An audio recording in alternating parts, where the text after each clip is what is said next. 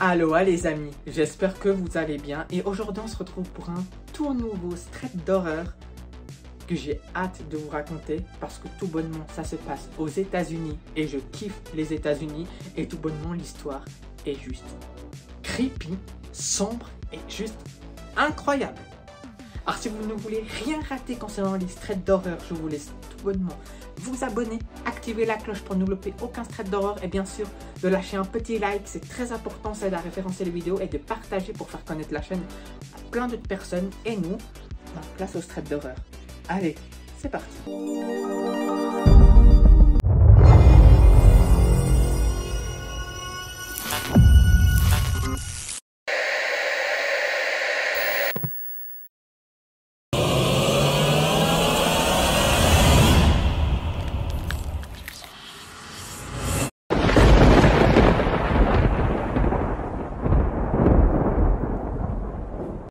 Aujourd'hui, nous suivons l'histoire de Raphaël. Une histoire particulièrement cool parce que Raphaël vit à New York. Il vit à New York, il connaît New York comme sa poche. Il y est né et il y a passé clairement toute sa vie. Raphaël nous explique qu'il a un peu 20 ans et que maintenant il vit seul, donc c'est lui qui gagne ses propres sous pour pouvoir vivre dans la vie active. Bien sûr, à côté, il a un petit appartement, mais surtout, il a un petit travail. Il travaille dans un Subway. Vous savez ce que c'est? Les Subway, c'est là où vous pouvez aller commander un sandwich et qu'il les prépare devant vous. C'est des sandwichs qui sont maison et tout se passe devant vous. Moi, je me rappelle que là où je vivais il y a quelques années, il y en avait un, et puis c'est vrai qu'à chaque midi ou à chaque moment, j'allais au Subway m'en manger un. C'était juste trop bon, c'est pas cher et tu manges bien. Du coup, Raphaël a son petit travail, il travaille dans ce Subway et tout se passe super bien pour lui. Un soir, arrive le soir, il ferme le Subway avec ses collègues et se dirige vers chez lui. Dès qu'il arrive vers chez lui, il tombe sur un ami, un de ses meilleurs amis. Ils se demandent comment ils vont, ils papotent ensemble et ils se disent que ça serait vraiment bien qu'ils aillent se refaire une expédition comme ils le faisaient. Parce que ce que Raphaël nous explique, c'est qu'il a un groupe d'amis avec son meilleur pote où ils adorent faire un peu style de l'urbex ou à aller explorer des endroits creepy pour se faire peur et ressentir des frissons. Alors du coup, ils se disent, ouais, mais ça serait bien, il faut qu'on propose ça au groupe. Et puis franchement, ça serait cool de se retrouver à un nouvel endroit pour refaire ça tous ensemble. Raphaël trouve que c'est une super bonne idée. Ils se quittent parce que quelques heures après, ils se retrouveront en Discord pour jouer aux jeux vidéo. C'est leur point fort. Point fort. Tout d'un coup, bien sûr que Raphaël rentre chez lui, se prend une petite douche, se prépare à manger et s'installe devant Discord pour jouer aux jeux vidéo. Il en passe une bonne heure où il joue à fond en train de discuter tous ensemble et de jouer, et à un moment donné, ils coupent tous leur jeu et ils décident de discuter. Et là, bien sûr que Raphaël et son meilleur ami, ils commencent à proposer au groupe de se refaire une grosse sortie comme ils le faisaient auparavant. Pour aller se faire peur, le groupe d'amis trouve l'idée juste incroyable et ça faisait vraiment longtemps qu'ils ne l'ont pas fait. Alors, se suit une petite recherche. Et à un moment donné, un des amis de Raphaël dit qu'il a trouvé un endroit où il pourrait aller faire de l'expédition et se faire un peu peur. Attendez, parce que après, on va me lancer la pub et ça va m'embêter grandement. Et c'est un endroit, en gros, c'est au pied d'une statue au milieu d'une forêt. Et là, tout d'un coup, le groupe d'amis, mais quelle statue? Cette statue a été posée là en hommage au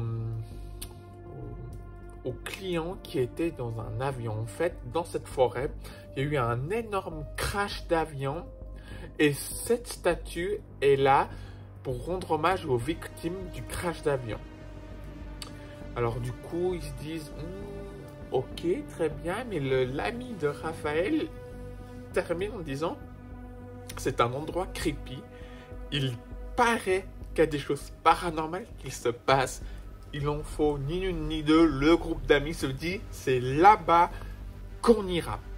Alors, se suit une petite discussion de comment ils vont s'organiser et la journée se suit. Le lendemain, Raphaël travaille toute la journée, il travaille un petit peu au Subway comme d'habitude et le soir, de nouveau, il se met sur le Discord et bien sûr, qui l'organise tout ça. Alors, se suit de quel itinéraire ils vont prendre, où ils vont aller, la nourriture, la voiture. Ils organisent tout ça.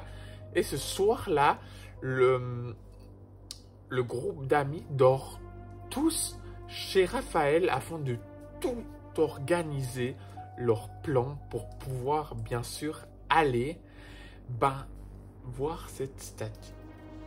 Le lendemain, tout le monde se lève tranquillement. Ils prennent le déjeuner, tout se passe tranquillement. Et bien sûr qu'après, ils vont mettre de l'essence à la voiture parce que bien sûr, je pense que la voiture ne va pas survivre un aller-retour. Il faudra bien mettre un peu d'essence pour que tout se passe super bien dans le meilleur des mondes. Alors, ils arrivent à la borne à essence. Ils mettent de l'essence dans la voiture et l'autre groupe d'amis va au magasin pour pouvoir faire des courses, pour pouvoir se grignoter un petit truc sur place et tout. Ils font ce qu'ils ont à faire et après, ils foncent sur la route. Il se suit plus d'1h30 de route pour pouvoir se rendre à l'endroit où il y a cette statue en hommage des victimes du crash d'avion. À un moment donné, quand ils arrivent près de là, ils voient à la lisière de la forêt un petit chemin qu'il faut emprunter pour pouvoir vraiment se rendre là-bas.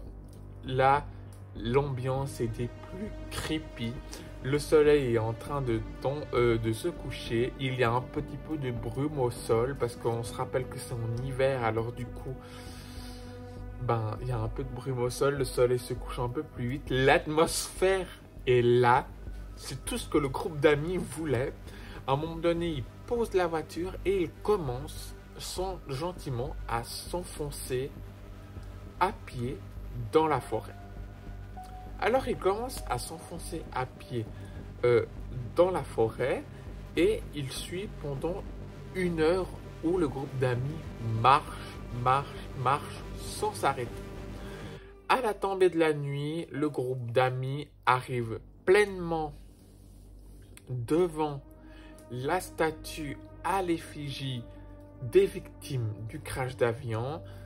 Et là, tout est plus ou moins propre, tout est plus ou moins clair. Et le groupe d'amis s'étonnait à voir, je ne sais pas, vu que c'est un endroit touristique, de voir des vieux plastiques, des vieilles bouteilles en pète qui traînent et tout. Non, là, tout a l'air clair. Okay. Le groupe d'amis s'assied et là, c'est le moment de manger un petit truc tranquillement entre amis. Alors, ils prennent leur petit encas, leur petit pique-nique. Alors, ça, c'est très creepy, hein. Oui, on mange ça, voilà. Mais eux, ils adorent. C'est leur point fort. Alors, ils continuent et après, à un moment donné, Raphaël commence à percevoir quelques petits bruits dans la forêt. Suspect, mais là, tout de suite, le groupe d'amis dit oui, bon, écoute, c'est sans doute...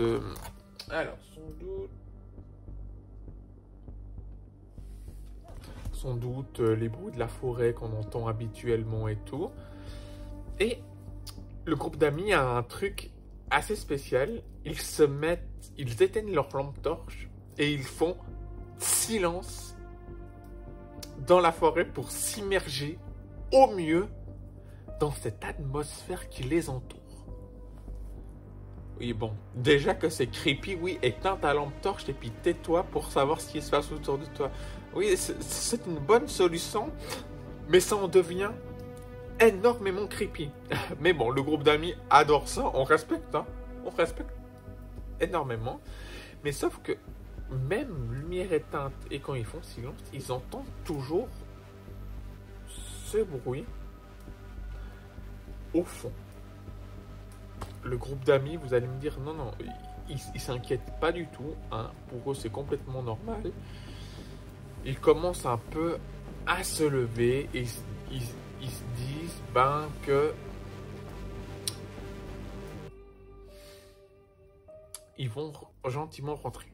Mais quelle bonne idée! Non mais, c'est une très bonne idée parce qu'apparemment Raphaël nous notifie qu'il entendait des chants. C'était des chants qu'il entendait. Oui, et puis après tu voulais rester. Non, tu entends des chants, tu entends des trucs creepy dans une forêt quand il fait noir, avec la pleine lune. Tu te casses. Tu te casses. Moi je me serais cassé. Ni une ni deux. Le groupe d'amis commence à avancer direction la voiture. Il faut vraiment 1 heure encore pour marcher, mais ils tombent sur une grotte. Et là, il ne suffisait que ça. Le groupe d'amis se dit, pourquoi pas, on vient d'entendre des chants, mais on va quand même aller s'engouffrer dans la grotte. C'est un peu ça, mais ils s'engouffrent dans la grotte. Ils s'engouffrent dans la grotte pour essayer un peu d'explorer, sauf qu'ils voient des marques au mur, un peu rouge, un peu du rouge frais. Et là, tout de suite, le groupe d'amis, ils disent, c'est quelque chose qui ressemble à du sang. Et moi, c'est tout de suite la sensation que j'aurais eue si j'aurais été là-bas. On voit qu'il y a un feu qui est encore allumé tout au fond. Et quand ils passent un peu la lampe torche, ils voient une sorte de poupée vaudou, le crâne d'une poupée en plastique qui traîne, et comme un bol de sang, et des trucs très, très, très creepy. Et le groupe d'amis se dit, le feu vient d'être allumé à peu près. Et il y a encore tout ça. Le sang sur le mur a l'air encore frais. Le groupe d'amis dit, là, il faudrait vraiment qu'on se casse. Le groupe d'amis décide tout de suite de rebrousser chemin, partir direction la voiture. Sauf qu'à un moment donné, Raphaël s'arrête avant de repartir. Et il voit quoi au loin? Des gens avancer avec une sorte de tunique noire avec des capuches et puis des flambeaux comme ça, en disant des chants un peu celtiques, religieux, des trucs un peu creepy, avancer dans leur direction. Alors la ligne 2, Raphaël montre ça au groupe, ils décident tous de piquer un sprint énorme direction la voiture. Ils courent et se rappellent où et par quel chemin ils ont pris pour aller direction la voiture. Ils courent, sauf qu'à un moment donné, Raphaël s'arrête et regarde derrière lui pour savoir si ils ont aussi couru, sauf que quoi? Le groupe de gens un peu creepy dans cette forêt s'est arrêté et regarde dans leur direction. Et on sait très bien que si on a tous vu des films, séries, horreur ou autres, si l'adversaire commence à s'arrêter, c'est mort pour toi. C'est mort. Alors tout d'un coup, là, le groupe, les 1 heure qu'il fallait aller jusqu'à la voiture, ils les font, écoutez-moi bien, en 30 minutes, tellement qu'ils couraient comme s'ils allaient mourir. Ils courent. À un moment donné, les gens aperçoivent la voiture, ils allument la voiture, tout le monde balance leur sac dans la voiture, ils rentrent dans la voiture et ils foncent. Ils roulent quelques kilomètres et à un moment donné, ils voient un tronc d'arbre au milieu de la route. Sauf que Raphaël regarde son meilleur pote et puis il se dit, on est bien d'accord que le tronc d'arbre là, quand on est venu, il n'était pas là. Et maintenant il est là. Alors ce tronc d'arbre était obligatoirement mis comme ça, comme si c'était un guet-apens et tout. Et quelques secondes plus tard, il voit tout d'un coup des gens en tunique noire avec des flambeaux groupés autour de la voiture et avec des signes ultra creepy. Là, Raphaël met la marche arrière. Alors, il se dit très bien qu'il a sans doute dû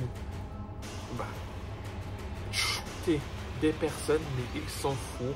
Il fait un demi-tour digne dans des Fast and Furious, dans des films, et il se casse. Il se casse, tout le monde tremble. Il y a même un pote à lui qui fait une crise d'angoisse. Il fonce. Mais sauf que quand ils vont dans la direction opposée, ça leur rajoute encore 1 heure. Alors pendant plus de 2 heures pour rentrer chez Raphaël, je vous dis que l'ambiance dans la voiture est des plus aux morts. Personne ose parler, personne ose ouvrir la bouche sur ce qui s'est passé.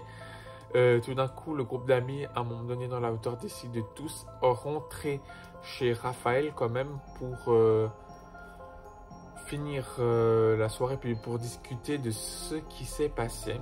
Ils arrivent chez Raphaël, ils mettent tous des matelas par terre et ils commencent à discuter.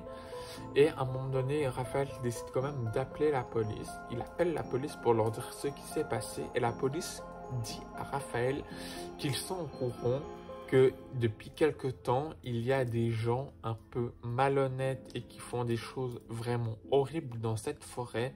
Et des gens ont clairement disparu. Et ils avaient mis sur le site internet, bien sûr, de la commune où ils sont, de faire très attention et de ne surtout pas aller là-bas parce qu'ils ne savent pas ce qui pourrait se passer. Ça fait plus de 3 mois qu'ils n'ont pas pu mettre la main sur ces personnes. Et là, bien sûr, le groupe d'amis n'avait pas pensé. Ils n'ont pas été sur le groupe de la commune où ils auraient pu voir le message de la police en disant « Attention, n'allez pas là-bas ». Parce que si le groupe d'amis avait vu ça, bien sûr qu'ils n'auraient pas été dans cette forêt, ils auraient trouvé un autre endroit. Sauf que je vous explique, moi aussi à un moment donné, si j'organise un truc, que ce soit pour des enquêtes paranormales ou des trucs comme ça, je vais pas forcément aller regarder sur le site internet de la ville pour savoir ce qu'il y a. Je vais organiser mes affaires et je vais partir. Alors j'aurais fait même la même erreur qu'eux.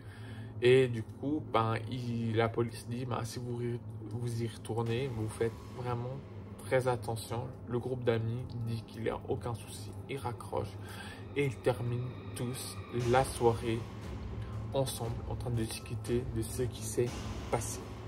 Voilà les amis, nous arrivons à la fin de cet épisode 6 du Strait d'horreur. J'espère que l'histoire vous a plu parce que moi, cette histoire, c'est l'une de mes préférées. Elle est juste incroyable et flippante. J'espère que vous, c'est pareil. N'hésitez vraiment pas de lâcher un petit like, de partager. Ça aide à référencer les vidéos et surtout le travail que je fais. Et si ce n'est pas encore fait, n'hésitez vraiment pas de vous abonner et surtout activer la petite cloche pour ne louper aucune vidéo. Ça vous permettra aussi d'être notifié dès que je sors une nouvelle vidéo.